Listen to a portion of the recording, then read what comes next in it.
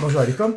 Alors les amis, aujourd'hui je vais essayer de vous schématiser ce qui se passe avec la data de la carte mère pour comprendre les problèmes de mise à jour ou de reset, etc. De manière un petit peu vraiment générale, hein. Vraiment c'est général, et après on viendra sur le cas précis de cette carte. En fait il y a trois étapes, c'est le stand-by, le démarrage et l'exécution ou l'utilisation donc de l'ordinateur. Il se fait dans trois étapes. Entre les deux, entre les étapes d'une étape à une autre, on verra que c'est difficile. Des fois, on n'arrive pas à distinguer où est-ce qu'on est, mais bon, je vais essayer de schématiser ça. L'essentiel, c'est d'avoir un schéma. Donc, la première période d'allumage de notre ordinateur, à la base, au départ, il n'y a rien. On est sur le néant. Il y a le Big Bang qui est le 230 volts, et après le 230 volts, il se crée une tension qui est unique, c'est la tension 3,3 volts qui est la tension de stand-by. Que fait cette tension de 3,3 volts? Elle va donner à manger à un l'afficheur qui va nous dire que la batterie de l'ordinateur est en charge, que l'ordinateur on l'a branché ou pas, etc., etc., parce qu'on vient de mettre le 230 volts. Donc il faut bien avoir un voyant rouge, c'est ça, donc le voyant rouge stand-by. Et à côté de ce voyant rouge stand-by, on verra aussi qu'il y a des boutons on-off pour la machine, le plus, le volume, changer les chaînes, etc. On peut faire pas mal de choses, input, output, on peut commander plein de choses. Donc c'est la carte commande ou le circuit remote control. Ce circuit remote control, il contient aussi ce qu'on appelle un capteur infrarouge. Le capteur infrarouge, où est-ce que j'en avais un? J'avais un capteur infrarouge dans les mains. Et ce capteur infrarouge, donc il est lui aussi, il est rempli d'une fonction qui est de recevoir une commande, un signal de commande qui est le signal de la télécommande. Il va recevoir un signal d'une télécommande bien particulière, donc bien sûr, et il va vibrer. Ce capteur infrarouge, il a trois pattes, le capteur infrarouge. Il est donc chargé d'être alimenté donc avec un positif et négatif, donc c'est une résistance. Il a un troisième pin. Le troisième pin, c'est le signal, donc il va nous fournir le signal IR ou le signal infrarouge. C'est le signal donc de formation. Il va nous donner une information. Il va nous prévenir, il va nous dire voilà qu'est-ce qu'on a choisi comme chaîne plus tard, etc. Et donc ça, il faut le comprendre que tout ça, c'est une partie qui, dans la partie stand-by, est fonctionnelle, potentiellement fonctionnelle. Donc il faudrait bien calibrer ça pour que ça fonctionne en état de stand-by. C'est pas la seule chose qui se passe en stand-by. En stand-by, il y a d'autres choses qui se passent. On va les voir un petit peu en détail pour comprendre les étapes. Donc là, on a branché seulement le 230 volts et magnifique, on a ici une tension qui est égale à stand-by, qui est égale à 3,2 volts. Voilà, il y a une tension qui est ici. Alors, qu'est-ce qu'on va faire grâce à cette tension? Ben, beaucoup de choses. On va mettre ici des afficheurs, on va en mettre un seul, un voyant rouge, ça suffit. On va prendre ce voyant rouge, on va prendre à côté de lui un capteur infrarouge. Le capteur infrarouge, il sera doté de responsable de faire certaines choses. Et enfin, des boutons poussoirs. Alors, un bouton poussoir, c'est deux pins qui sont déconnectés, comme ça. J'en mets 3, 4. Et en fait, chaque pin, chaque bouton poussoir a une lamelle, comme ça, on va dire en cuivre. Ça. Et qui, lorsque j'appuierai sur cette lamelle là, eh bien, ça va toucher les deux points là, et donc on aura un fil ici, un fil ici, un fil ici, un fil ici. Eh bien, c'est bien tout ça. Là, on a un capteur infrarouge, là, on a une ampoule. Eh bien, si on relie tout ça au positif, tiens, c'est indispensable. Il faut toujours donner à manger à nos charges. À l'occurrence ici, eh ben, cette ampoule, elle ira quelque part, on ira voir ça. Lui, là, ben, il ira à la masse. Bon, bien sûr, à la masse, hein. Elle aussi, elle ira à la masse, mais il y aura une résistance ici. Alors, ben, lui, là, qu'est-ce que c'est? Alors, le capteur infrarouge, il a un troisième pin. Le troisième pin, il est là. Ben, lui, c'est une sortie, en quelque sorte, c'est une information. D'accord? Ça, c'est une quelque chose, c'est une entrée, excusez-moi. Ça va rentrer dans la télévision. Eh ben, maintenant, les boutons ici, on-off, pour le volume, etc. On va mettre ici, on a 3 volts là. Il ne faut pas oublier, ça c'est le 3 volts, ça. Ça c'est le standby, STB. Ici, c'est-à-dire que là, je suis comme ça. Ah, ça devient compliqué quand on met beaucoup de choses. Alors ici, une résistance. Je vais mettre une résistance là, une résistance ici, et une résistance ici. D'accord? Vous êtes d'accord que là, je suis assujetti à la même tension, mais la résistance ici, elle est différente. C'est là, j'ai 1 kg, 2 kg, 3 kg, 4 kg. À chaque fois, j'ai une résistance qui est différente sur chaque bouton ici. À chaque fois, je rajoute un bouton. Ben, de ce fait, j'aurai une information différente, qui est une information comme Le capteur, enfin comme, pas exactement la même, mais comme, c'est-à-dire, c'est une information rentrante, c'est une entrée qui va rentrer dans la carte mère pour être analysée dans le futur, quand j'aurai ici dans la fonction démarrage. Là, je ne suis pas dans le démarrage, je suis dans la partie stand-by pour l'instant. Je n'ai pas encore demandé la commande. Alors, que ferons-nous? Qu'est-ce qu'on va faire avec ces signaux? Ben, il faut bien qu'ils aillent quelque part. Donc, on va anticiper, on va créer un quelque part. Ce quelque part, ce sera une boîte. En fait, en électronique, on fait toujours une boîte. Quand on sépare, on fait une boîte. Ben, cette boîte, elle va rentrer ces signaux ici. Hop, ce seront des signaux d'entrée. On aura donc ici une boîte qui aura pour fonction de recevoir des signaux d'entrée. Et pourquoi elle ferait ça? Ben, en échange, elle donnerait des signaux de sortie. Donc on comprend bien, on ressent bien ici quelque chose qui est très important, c'est que lui là, cette boîte, elle doit être alimentée de sources de certains. On est certain qu'ici, il faut avoir la masse. Et ici, qu'est-ce qu'on a? STB, standby. Là, c'est la pile. On a la pile ici, la pile principale qui est créée, le 3,2 volts. Il se retrouve ici, ici, ici, ici, et enfin sur le microcontrôleur. Ça, c'est donc notre microcontrôleur. Le microcontrôleur, qu'est-ce qu'il va contrôler? Il va recevoir des informations à un certain moment et de ce fait, il va donner des sorties. Donc lui, c'est un entreur et un sorteur. En anglais, on dit in-out. Input, output. Là, c'est entrée, input, sortie, output. Le circuit I/O. Donc le circuit I/O, lui, il est là pour contrôler la télévision et commander toute la lumière, le son, l'image, tous les régulateurs, etc., etc. Imaginez que je puisse faire ça une fois que j'appuie sur la télécommande, ou etc. Et que là, ça s'allume. Ben, il y a un certain risque.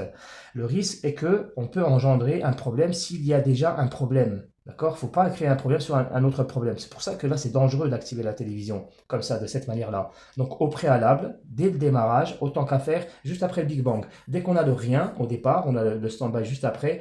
Et là, donc on a le stand-by qui arrive ici, 3,3 volts. Dès le départ, ici, on doit avoir les tensions qui sortent en sortie. Là, on est en sortie. On doit avoir le PS-on, des régulateurs 1, régulateur 2, régulateur 3, etc., etc. Tous, ils doivent être activés. Pourquoi? Parce que lui, il va faire un contrôle en quelque sorte. Il va contrôler si la carte n'a pas un problème. Enfin, il va avoir donc un rapport de ce qui se passe. Ce rapport, c'est les hop par ici. C'est les entrées. Hop, hop, hop, hop. Il va avoir un fichier de retour, ouais, un rapport établi. Enfin, pas un rapport pour l'instant, mais il va avoir des c'est-à-dire il va ressentir, il va sentir qu'est-ce qui se passe là-bas. Voilà. Une fois qu'il aura ressenti ça, c'est bien. Mais, mais le problème, c'est que moi, je ne vais pas utiliser cette information tout de suite. Cette information, je peux l'utiliser demain, après-demain, après-demain. D'accord? Donc c'est pour ça qu'il faut garder cette information en mémoire. Mais lui, il n'est pas capable de le faire. Donc c'est pour ça qu'on va l'aider, on va créer une mémoire indispensable avec un repère comme ça. Quand on a un repère comme ça, on a le pin 1, 2, 3, 4, 5, 6, 7 et 8. On a les 8 pins et cette mémoire, elle est indispensable pour que lui renvoie le rapport de son fichier ici à l'intérieur. Hein, vous comprenez ça? C'est super important. Donc lui, il va out, donc il va communiquer ici. Hop. Puis d'ailleurs, lui, il va recommuniquer en entrée avec le bordel là-bas. Voilà. Donc lui, il aura donc ce fichier dont je parle, qui est lequel? Qui est le rapport qu'on appellera nous le boot. En fait, ça, cette équation-là, c'est le boot. À chaque démarrage, après le Big Bang, ici, on a tout de suite un boot, un contrôle. Maintenant. Le boot là, il est soit positif, soit négatif. S'il est positif, ben, très bien, vous voyez en rouge, il reste rouge. Et si le problème il est négatif, si on a vraiment une panne, il peut y avoir deux cas, il faut faire attention. Parce qu'on a deux types de microcontrôleurs. On a deux types de I/O. On a le I/O positif ou le I/O négatif. Dans les ordinateurs, il est négatif. Mais dans les télévisions, il peut être positif. Autrement dit, malgré qu'il y ait un problème, ben justement, il te le signifie en sortant toutes les tensions. Il te sort toutes les tensions, ce qui n'est pas normal en état de stand-by, et de ce fait, tu comprends qu'il y a un problème. Cela va juste permettre de comprendre où se trouve la panne. Tac, tac, tac, tac. Si tu trouves qu'il n'y a pas de panne, ben c'est un problème de mise à jour. Et s'il y a une panne, tac, là, tu vas donc réparer la chose de manière matérielle. Ne vous inquiétez pas, c'est pas aussi compliqué, c'est simple, hein, c'est simple. C'est juste que vous compreniez que cette EEPROM-là, elle est particulière. Déjà, de manière électronique, elle est branchement spécifique. Ce branchement est que le path 1, 2, 3, 4 sont reliés à la masse. Donc les 4 pins là doivent absolument sonner à la masse. Deuxième condition électronique, le pin numéro 8, 1, 2, 3, 4, 5, 6, 7, 8. Le pin là, il est relié au STB, au standby. Autrement dit, dès que j'ai stand-by ici, stand-by là, stand-by là, stand-by là, j'ai 3,3 volts ici aussi. Et là, bon, j'aurai une communication qu'on peut contrôler de manière aussi avec l'oscilloscope, que ici on fera ou pas. On verra pourquoi.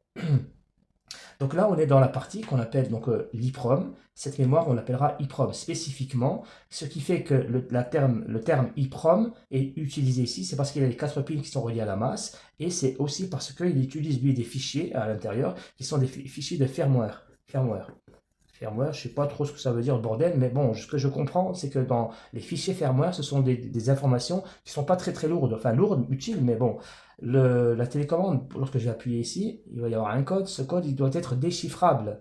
D'accord, la vibration, elle doit être déchiffrable pour le circuit I/O, parce que c'est lui qui reçoit comme ça. Eh bien, ce codage-là, il est ici. C'est un dossier setup. Vous comprenez? Donc, cette EEPROM, elle est importante. Et enfin, il a aussi d'autres informations, comme par exemple une télévision. Vous savez très bien qu'il y a probablement ici plusieurs entrées qui vont rentrer dans le microprocesseur. Si je mets toutes les entrées ici, que j'appuie sur la télécommande et j'active la télévision, que va-t-il se passer?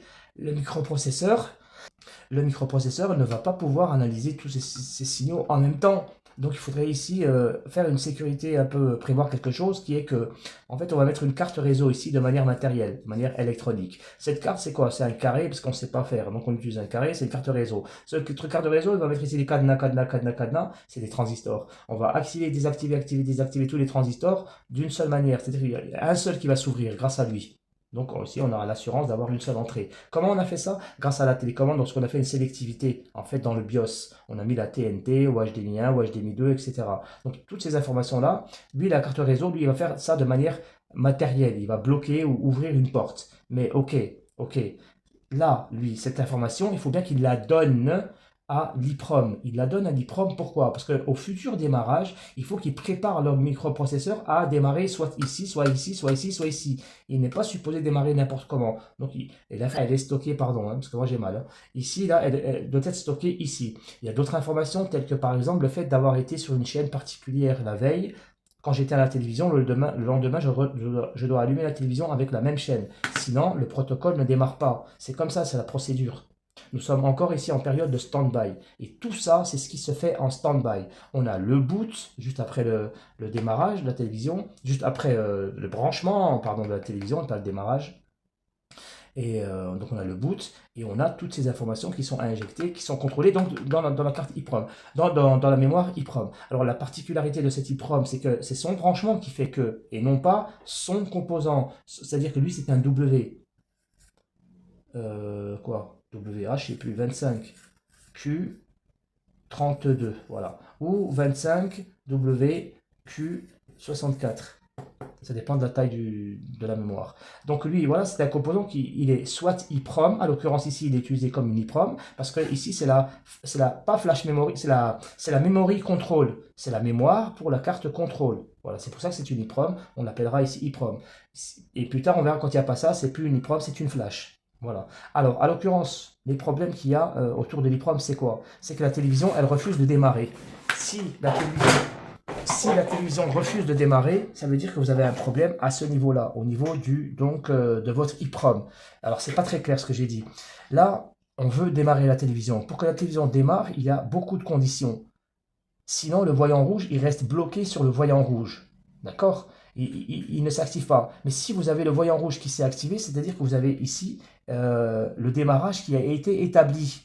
Le démarrage, il ne s'établira. C'est une condition, bordel. Donc, si la télévision, par exemple, en fait, si vous avez le voyant rouge qui s'est transformé en voyant rien, mais vous n'avez rien, pas d'image, pas de son, pas de lumière, vous pensez que vous n'avez pas démarré la télévision. Mais en vérité, elle a démarré la télévision. C'est juste que vous n'avez pas contrôlé. Peut-être que vous avez la lumière, il faut appuyer sur l'écran, ou peut-être que vous avez le son, et pour ça, il faudrait mettre la bonne antenne, et il faudrait mettre le bon réseau, etc. Et peut-être que vous avez aussi l'image, mais pour ça, il faut mettre de la lumière pour voir si vous avez l'image, etc. Donc en fait, il faut voir vraiment s'il n'y a pas eu des sorties qui sont sorties. Il faut le vérifier. Parce que dès que tu as une sortie de ici PS1 ou PS1 etc., ça veut dire que le côté ici BIOS, parce que ça c'est la partie BIOS, hein, je ne l'ai pas dit, mais ça c'est la partie BIOS, dire que la partie BIOS a bien été effectuée. Les transitions ont bien été établies. Si tu as une panne sur la partie BIOS, tu n'as pas de démarrage en fait. Tu n'as pas absolument, tu n'as pas de PS-on qui vont sortir ici, aucun PS-on. Bien, à ce niveau-là, si tu n'as pas justement ici de la lumière rouge si la lumière rouge elle reste fixe sur le voyant rouge, qu'est-ce qu'on peut faire ici? Ici, c'est très simple. Quand on a une EEPROM comme ça, là, on peut supprimer l'EEPROM. En fait, il faut faire normalement comment ils appellent ça? Effacer l'EEPROM. Alors, j'ai oublié le mot, mais c'est pas grave. Il faut effacer, reboot, pas, comment on appelle ça? C'est pas grave. Ah, je déteste. Mais donc l'EEPROM, comme il faut l'effacer avec l'ordinateur, moi je sais pas le faire. En général, je jette l'EEPROM, je supprime l'EEPROM et j'en mets une toute neuve, comme ça, W25. Et la télévision en général, elle refonctionne. Pourquoi? Parce qu'en faisant ça, j'ai fait juste un effacement. Effacer, il faut effacer la puce afin de la remettre à zéro. Quand on la remet à zéro, c'est comme si on venait d'acheter une télévision. On va te redemander dans quel pays tu te retrouves, il est fait quelle heure, est-ce qu'il y a de l'ombre, est-ce qu'il y a du soleil. Elle va te demander toutes ces conneries-là que tu vas donc reprogrammer donc ton BIOS. La partie BIOS, c'est la partie du remote control. C'est la partie dans le service menu quand on rentre dans la télévision avec un code secret. Ben là, on rentre dans des factories, reset et tout ça de la télévision. C'est des codes très spécifiques. Que si tu te changes de ces paramètres, tu risques de dérégler la télévision. Elle ne démarre plus. Parce qu'elle ne comprend plus les codes qui sont inscrits, en fait. Hein. C'est pour ça. Donc, c'est pour ça. Donc, l'IPROM, il faut faire très attention de ne pas rentrer dedans, de ne pas rentrer dans le BIOS de la télévision. D'ailleurs, même dans un ordinateur, il ne faut pas aller sur le BIOS. Si tu es comme moi, nul dans ce domaine. Alors, à l'occurrence ici, on a vu que notre télévision elle démarre, donc on n'a pas de problème, nous, pour notre démarrage de télévision. Vous avez compris qu'ici, le BIOS il est super important et vous avez vu les solutions pour régler les problèmes. Alors parfois vous allez changer votre BIOS, vous allez changer votre puce EEPROM, mais ça ne démarre pas. Pourquoi? Parce qu'il se trouve que des fois, vous avez le dossier setup qui se trouve... parce qu'en général, le setup, il se trouve ici. On a une flash NAND qui est ici, qui est intégrée, et elle contient des informations informatiques essentielles comme les programmes pour déchiffrer les codes, etc., les signaux LVDS et tout, pour les comprendre, si c'est du réseau 1, réseau 2 et tout ça. Normalement, c'est ici, on l'espère. Et donc, tu peux faire une vidange totale de cette puce et en remettre une toute neuve, et puis ça remarche. Mais si ça ne marche pas, ça veut dire que les dossiers, là, ils sont ici. Et là, ça devient difficile. Du coup, là, tu dois refaire une recharge de ton EEPROM, mais de manière normale. C'est-à-dire avec une nouvelle puce que tu vas sur Internet, que tu retélécharges. Alors, c'est pas le dump c'est comment on appelle ça, le backup, je sais pas quoi, là. C'est le backup 1, backup 2, je sais pas quoi. Donc, tu télécharges le fichier, et normalement, la télévision, elle redémarre dans ce cas-là. Maintenant, notre télévision à nous, comme je l'ai dit, elle démarre. Donc, on a un autre problème. Le problème qu'on doit avoir, c'est un problème sur l'exécution, la partie utilisation. Autrement dit, je veux utiliser mon clavier, je veux utiliser mon ordinateur, je veux utiliser la télécommande de ma télévision pour changer les chaînes. Et là, je ne peux pas le faire. Nous, à l'occurrence, on n'a que le Samsung qui s'affiche. Donc là, on a bien un problème avec le programme d'exécution, en fait, finalement. Et là, c'est la troisième étape, c'est donc l'utilisation de notre machine, télévision, ordinateur, etc. Ce qui s'occupe de cela, c'est un microprocesseur. Un microprocesseur, c'est une calculatrice qui va donc calculer des signaux de la carte réseau, qui va lui transmettre la TV, TNT, ce que tu veux, quoi, TNT, parce qu'on a fait un choix. Et lui, il fait ses calculs pour donner des signaux LVDS en sortie. Alors, lui, pour traiter ces signaux LVDS, il faut bien qu'il comprenne le langage, etc. Sinon, il va avoir du mal et tout. Et c'est pour ça que on va l'aider avec une mémoire qui va lui donner un dossier, comment on appelle ça, un logiciel qui puisse faire ce travail-là avec un logiciel que appelle ça un programme d'exécution ou d'exécution de, je sais pas comment on appelle ça, un Windows, comment on appelle ça, un système d'exploitation, voilà. Donc lui, il faudra donc être alimenté, ça on a vu, il aura son VCC. 0,8 volts, et il aura besoin d'un Windows. Et le Windows, donc, il faudra le stocker quelque part, comme ici dans une mémoire. D'accord? Cette mémoire, c'est pas le BIOS ici, ça va être ici, là, le disque dur. Donc, on va utiliser ici un disque dur. Obligatoire. Alors, ce qui est intéressant, c'est pas le disque dur. Le disque dur, c'est juste de la matière, du caillou, du couscous, on s'en fout. En fait, ce qui est intéressant dans le disque dur, c'est ce qu'il contient, lui. Lui, il va contenir du Windows. Vous voyez la différence? Là, on a du firmware. C'est des dossiers légers, et là c'est des dossiers lourds, Windows, avec Android et compagnie là. Alors il a 8 pattes ici, 8 pattes. Comme ici, c'est le même circuit en fait. Celui-là et celui-là, c'est les mêmes circuits, sauf qu'ils sont branchés différemment. Là, j'ai les 4 pattes qui sont à la masse. Là, non, surtout pas. La patte numéro 8, c'est le VCC. Très bien. Alors, comment ça fonctionne tout ça? Bon, on aura la masse ici, je pense. Hein, voilà. Alors, ici ou ici, je ne sais plus. Alors, comment ça fonctionne tout ça? Ben, lui, pour qu'il fonctionne, le disque dur, il lui faut une fréquence. Tu vois, sinon, il ne fonctionne pas pour traiter les signaux. Et la fréquence, c'est un... Comment on appelle ça, ça? Ah, il y a un caillou là, le quartz. Là, il y a un quartz. Le quartz, il va donner la fréquence à tout le bordel. Donc, le quartz. Eh ben, le quartz, il va rentrer une fréquence ici. Et ça, il faut le voir avec l'oscilloscope. Parce que, de quoi je suis en train de parler? Le problème, c'est les signaux LVDS, là. Ils sont absents, les signaux LVDS. Il n'y a pas de signaux LVDS. Pourquoi j'ai pas des signaux LVDS?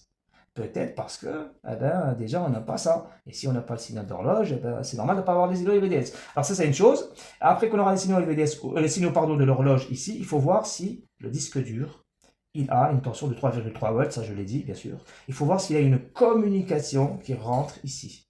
Et une communication qui sort, qui passe ici. D'accord? Ça, il faut le vérifier avec l'oscilloscope pour dire finalement, oui, on a vraiment un problème avec la mise à jour, oui ou non. Et là, bon, en vérité, c'est vrai c'est clair qu'on a un problème avec la mise à jour. Alors, la différence entre ici et là, si on n'a pas de fonctionnement, là, il ne s'agit pas de mettre une puce toute vierge. Parce que si on met une puce toute neuve, la puce, elle n'a pas le programme que lui a besoin, le microprocesseur, pour fonctionner, pour créer des signaux LVDS, pour aller au T-Con. Comme il ne puisse pas le faire, elle est vierge, donc ça ne fonctionnera pas. Il faut mettre vraiment une puce comme celle-là, branchée comme ça, avec le programme adéquat. Donc on va choisir sur l'ordinateur un dossier, un dump pour télécharger ici avec la carte, la télévision, c'est-à-dire notre télévision elle s'appelle 50Q60 HTV ou je sais plus, c'était quoi, RATP qui avait écrit derrière, et c'est une Philips, non pas une Philips, c'est une Samsung. Donc on va taper le dump, D-U-M-P, dump. J'aime tellement ça que je suis désolé les gars. Alors on va taper le dump Samsung 50Q60 THT et là on va voir donc le dossier, on va télécharger, on va le mettre ici dans l'EEPROM, dans la flash, Sauf que le problème pour faire ça, c'est pas un problème, faut aimer ça quoi, faut aimer ça. Alors on peut le faire soit avec une clé USB, c'est ça que je voulais dire. On peut avec un peu de chance le faire sur une clé USB et donc il n'y a besoin de rien faire. On va télécharger le programme, le dump. On va l'injecter dans une clé USB qui est vierge. La clé USB doit être vide. On branche la clé USB ici et normalement la télévision le fait tout seul. Par contre, des fois, ça ne marche pas. On va être conditionné à le faire ici, directement sur la puce. Donc voilà, supprimer la puce, la mettre dans une machine spécifique que j'ai ici, là. Ouais, une machine comme celle-là, lui il le fait. On le met là, puis là on met la puce ici, puis on va chercher le dump. Et lui c'est un petit truc pour les nuls, hein. Il y a beaucoup plus intéressant que ça. Et donc voilà comment on peut régler le problème ici. Donc, en l'occurrence ici, il y a deux manières. Soit avec la clé USB, soit en supprimant la puce. Mais ça, il faut faire ça par un professionnel. Moi, personnellement, je vais m'arrêter ici, les gars. Je vais vous dire franchement, moi ça me gave. Ce domaine, moi, l'informatique, ça me gave. Ça me gave, j'aime pas trop. Mais j'aimerais que vous compreniez un petit peu. Ça m'intéresse de vous expliquer ça. Que vous compreniez qu'ici, à l'occurrence, on a... Pardon, on n'a aucun problème ici. Ni avec... Alors, ah oui, pardon. Alors, est-ce que...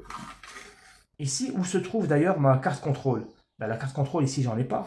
J'en ai pas parlé. Mais ici, j'ai pas de carte contrôle. Ici, j'ai pas de carte contrôle. La carte contrôle, elle est intégrée au microprocesseur. D'accord? Pour nous, dans notre cas. Donc, notre carte contrôle et notre EEPROM, elles n'existent pas. Elles sont intégrées ici, à l'intérieur. Donc, le problème dans notre cas où la télévision, qu'elle démarre ou qu'elle démarre pas, dans tous les cas, nous, on sera amené à modifier le programme qu'il y a dans la flash. Ici, on n'a pas le choix. D'accord? On n'a vraiment pas le choix. Maintenant, il y a une troisième encore possibilité, c'est de ne pas avoir de flash. On n'a pas la flash, on n'a pas d'EEPROM, on n'a pas de carte contrôle. Et dans ce cas-là, qu'est-ce qu'on peut avoir? On peut avoir une flash eMMC, comme ça. Une flash eMMC, plate. Et là, ça devient très compliqué. Il faut, si on a le problème de non-démarrage, il faudra donc sortir cette flash eMMC et la mettre dans sa machine adéquate, aller sur l'ordinateur et faire tout le bordel, refaire les soudures et tout. Et là, je vous dire, n'est pas Karim Électronique qui veut. Hein, c'est pas donné à tout le monde. Karim Électronique, c'est un Marocain qui fait de l'électronique, il y a un YouTuber qui fait de l'électronique marocain, qui est excellent pour faire ce genre de choses-là. Moi, je ne suis pas capable de faire ça. Je ne suis même pas capable de faire la flash pour ici. Hein. Je donne juste simplement les explications. Donc voilà, dans certains cas, vous n'aurez pas votre flash, vous n'aurez qu'une flash eMMC. Maintenant, je vais vous montrer comment on localise tout ça déjà. Par exemple, ici, dans notre cas télévision là, on va chercher à comprendre où se trouve notre flash. Puisque ici, il y a plusieurs flashs en fait. Il y a plusieurs flashs, il y a plusieurs EEPROM. On va se mettre comme ça. On va toucher notre tension 3,3 volts et on va toucher notre flash ici. Ça sonne pas. Donc ça, c'est pas ma flash principale. Non, ici. Ça sonne pas. Donc ça, c'est pas... Non, ça sonne pas. Donc ça, c'est pas ma flash. Là, ça sonne. Donc là, je suis sur une flash. Ça, pardon, là, je suis sur une mémoire. Et ça, c'était une mémoire. Mais c'est quoi comme mémoire? Est-ce que c'est une EEPROM ou est-ce que c'est une flash? Je vais mettre à la masse. Et je touche tous les pins. T'as vu, ça sonne pas. Il n'y a qu'un seul pin qui sonne. Donc là, j'ai pas une EEPROM. Là, j'ai une flash. Parce que si ça avait été une EEPROM, j'aurais eu 4 pins qui sonnent à la masse. Donc, je résume. J'ai que le standby qui arrive ici, directement, sur ce pin-là, standby. Et j'ai un seul. Donc là, j'ai une flash. Ça, c'est la flash. C'est le disque dur de la carte du microprocesseur. Voilà. Alors, ici, qu'est-ce que j'ai là? J'ai une flash MMC. Ici, par exemple, ici, regardez, cette flash. Tiens, voilà. Là, j'ai une mémoire. Et ça, c'est une mémoire qui a 4 pins. Qui est reliée à la masse. Ça, c'est la masse ici. D'accord, je touche ici. Ça sonne partout. Donc là, j'ai une EEPROM. Mais est-ce que c'est l'EEPROM de contrôle? Ben, je touche ici le 3,3 volts et je touche ici. Non, ça ne sonne pas. Donc, je n'ai pas mon 3 volts qui arrive ici sur l'EEPROM. Le 3 volts, il vient sur la flash. Donc, cette EEPROM, alors, qu'est-ce que c'est? Ben, c'est une EEPROM, comme ça, c'est une mémoire, comme ici. Mais cette mémoire, elle va contenir des informations telles que, ben, en fait, tu as des HDMI 1, HDMI 2, HDMI 2, tout ça, des informations qu'elle va conserver. On a la carte contrôle ici, là. Une petite carte contrôle ici, là, un petit réseau. Donc, la carte réseau, elle est là, en fait. Ouais, c'est ça. Non, c'est un DC-DC. Et donc, c'est pour ça qu'on a des EEPROM, des mémoires, pour contenir certaines informations ici, du traitement des signaux, etc. Donc voilà, c'est pour ça qu'on a des EEPROM un peu partout. Par exemple, on a encore des EEPROM ou des flashs un peu partout. Oui, mais comme ça, on les distingue. On fait la différence. Ici, je n'ai pas de carte contrôle, donc je n'ai pas d'EEPROM de contrôle. C'est tout simple. Là, j'ai bien une EEPROM, mais c'est pas l'EEPROM de contrôle. Parce que j'ai pas le gros cube ici, là, à l'ancienne, avec la carte contrôle comme ici. Maintenant, on ne le fait plus. Voilà. Et donc là, c'est mon disque dur, directement. En l'occurrence, le disque dur, il a un problème. Alors, je vais mettre l'électricité pour voir si le disque dur, lui, il répond, en fait. Est-ce qu'il reçoit le signal, là? Là, j'ai un signal d'horloge. Est-ce qu'il le reçoit? Et enfin, est-ce qu'il communique avec le microprocesseur? Et je m'arrêterai là. Moi, ça me gave, je vous dis, moi, j'aime pas l'informatique. Et après, je passerai à des choses intéressantes par rapport aux alimentations et le feedback. Et beaucoup de choses comme ça. Alors, je vais utiliser une sonde que j'ai branchée négativement sur la carte d'alimentation. Donc, une sonde d'oscilloscope pour voir si notre carte, si on a un problème avec la mise à jour, en fait. Le problème, c'est que maintenant, il faut éteindre la télévision. Voilà, la télévision, elle est éteinte. Donc la télévision, on va se mettre en mode stand-by. Il faut comprendre que les mesures que je prends, c'est quand la télévision, elle est envoyée en rouge, qu'est-ce qui se passe? Bon, en fait, il n'y a pas de changement. Hein. Il n'y a pas de changement. Il n'y a pas de changement avec le disque dur. Donc le disque dur, il aura dans tous les cas, il sera toujours alimenté en 3,2 volts en stand-by. Voilà, j'ai une tension de 3,3 volts. Ça, c'est continue, elle est plate. Ça, c'est l'alimentation, elle est continue. Alors, je vais voir la tension, le pin numéro 7 qui est avant lui. Et vous remarquerez la tension numéro 7. En fait, le pin numéro 8 et le pin numéro 7, tous les deux, ils ont une tension. Hein. Tous les deux, ils ont la même tension qui est 3,3 volts.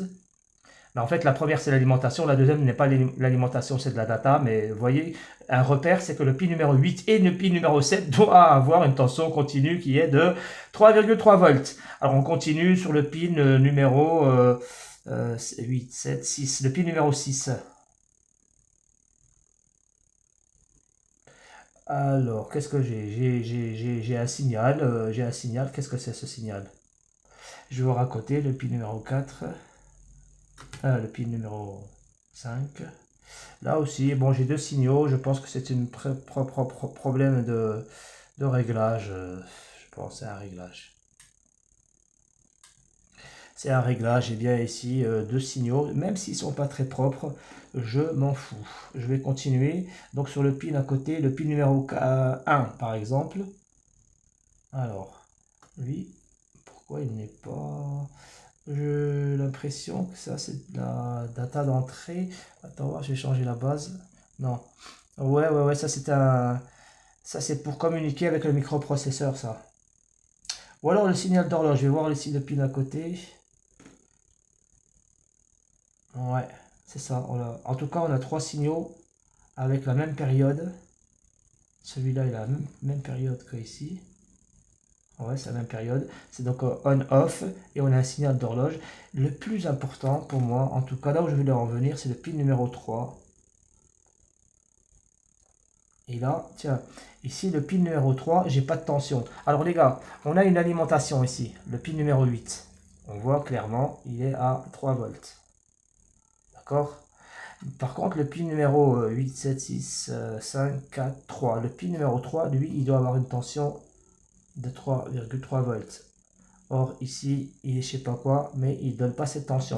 Et cette tension, elle signifie, tu vois, comme quoi l'informatique, c'est pas très utile en fait, hein. Cette tension, elle signifie que ça marche bien ou ça ne marche pas. Je vais éteindre. Alors là, j'étais en stand-by, c'est vrai. Je vais allumer la télévision plutôt. Je vais allumer. Peut-être que tu vas me dire que la tension, elle va apparaître maintenant. J'ai allumé la télévision pour voir si la tension que je cherche. Tu vois, c'est pareil. Ouais, c'est pareil. Je vais revoir le pin numéro 1. J'ai toujours mon signal d'horloge. Ça signifie que j'ai bien la condition pour que ça marche. Là, j'ai mon signal de sortie vers le microprocesseur. Là, j'ai mon alimentation. Là, pareil. C'est pas la même alimentation, mais c'est pour un signal de data. Là, j'ai un signal donc d'horloge que j'ai pas réglé. Simplement, si je règle, vous allez voir, il sera très propre. Je sais pas y faire, c'est tout les gars. Je déteste ces appareils, je déteste. Bref, je reviens sur ici, un signal de sortie du microprocesseur. Donc en fait, on a tous les signaux les gars. On a tous les signaux, mais il n'y a pas de, je pense, de logique de lecture, car la tension ici du pin numéro 3, il n'y a pas dessus une tension. Alors je vais couper ça et vous allez comprendre. Quand je passe des fois avec le voltmètre, c'est beaucoup mieux. Le voltmètre, je vais le mettre ici au négatif, pas besoin d'avoir un oscilloscope. Voilà comment je contrôle.